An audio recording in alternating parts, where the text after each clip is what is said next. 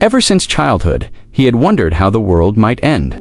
But in the end, it came without warning, sudden, chaotic, and far beyond imagination. 4 years ago, everything began when Dr. Skinner, a genius hailed as the modern-day Einstein, introduced a miracle painkiller called Hapna. It was cheap, flawless, and immediately conquered the pharmaceutical market. Pain, once humanity's constant burden, was gone. The world celebrated, praising Hapna as the drug that saved the world. Then, 3 years ago, Skinner vanished.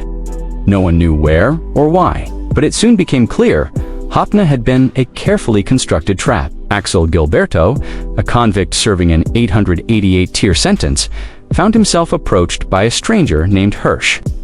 This man claimed to know everything about Axel, his life, his crimes, even his shoe size. Hirsch offered Axel a chance at freedom, but it came with a favor. He needed Axel to find Dr. Skinner. Skinner had resurfaced online just an hour earlier, declaring that the drug had been designed not only to kill pain, but to kill people mutating into a deadly toxin exactly 3 years after use.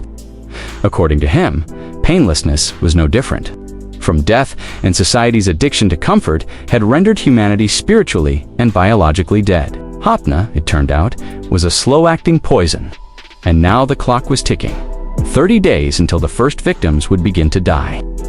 A cure existed, but only Skinner had it tanned. He dared the world to find him. As riots broke out across cities, pharmaceutical companies scrambled to pull Hapna off shelves.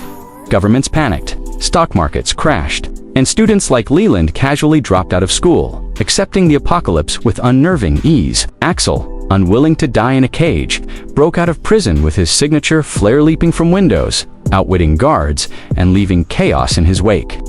His goal was now clear: find Skinner and figure out what the hell was really going on. Meanwhile, Hirsch and his team tracked Axel's movements with precision. They knew that secrecy and speed were critical.